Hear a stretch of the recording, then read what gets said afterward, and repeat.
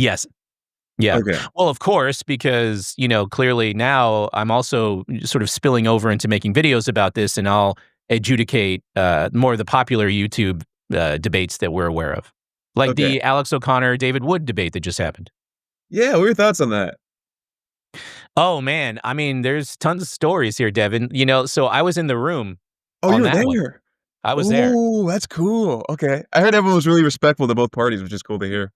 They were respectful. There was a moment too, because I think Alex flew all the way out from England, and it was his birthday, and so you knew most of the people in the audience were Christians, and he knew that going in. But at the end of the debate, everybody got up and sang "Happy Birthday" to Alex. So I thought that was very classy.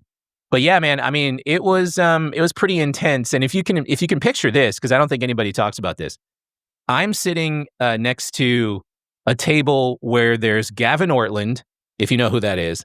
There's Alan Parr. Yep. There's John McCrae. These are all like YouTubers, like big YouTubers. And I think we went into kind of a halftime where basically Ruslan said, "Okay, stretch your legs." It was right before open dialogue. And nobody told us to do this, but we all gravitated towards each other and we were like, okay, what's going on? Who's winning? Mike Jones ran over from the back of the Yeah. room. So it was pretty cool. Who I guess who do you think won the debate? Yeah, I actually did a reaction to this, and I'm trying to remember why I said this, but it was I think David Wood bested Alex.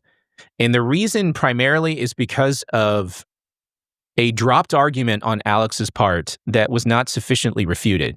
And it was this whole two powers in heaven thing that David, I thought it was one of his strongest parts of his presentation, and Alex just was not. It was clear to me Alex had either never heard of it or did not properly prepare for it. Okay. Alex is so interesting to me because he was the first atheist to really bring in the whole divine hiddenness problem to my attention as a reason for his lack of belief.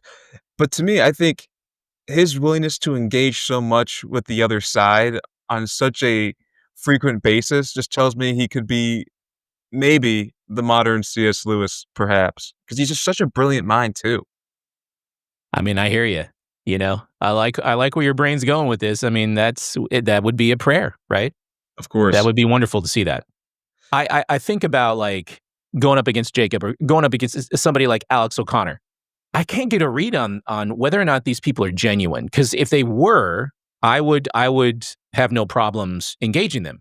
I went up against and had a great conversation with Peter Boghossian, who's an atheist professor, and I thought that was not only a good conversation, but it left the door open to having more. Mm. But like somebody like Jacob and Alex, I get the sense, and I could be wrong, Dev. You tell me what you think. I get the sense that they'll just say whatever it takes to win. I've gotten the feeling that this can be easily false. They can refute me anytime they want. I'm always available.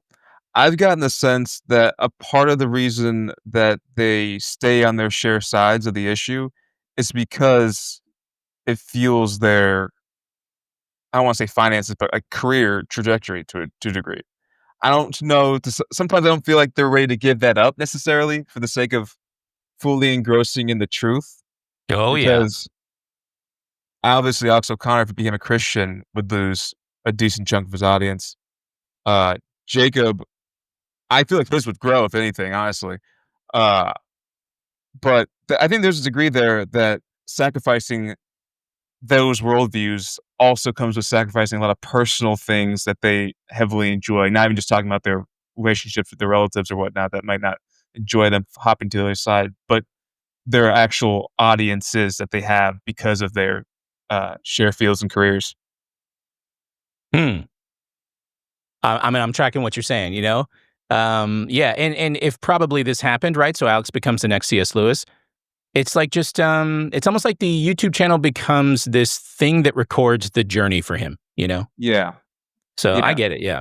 But I get what you're saying too, that they're kind of say whatever at times because even I think at times Alex will throw out an argument that even he knows doesn't carry that much weight, but he'll do it because it's something worth talking about. To your point, Exactly. maybe. Exactly. So I definitely think there's a level of prevalency there. But okay, so you said Gavin, James White, Trent Horn, Wyndham, and Craig. That's your 4? Yeah, I think Strong 4. that's a strong 4.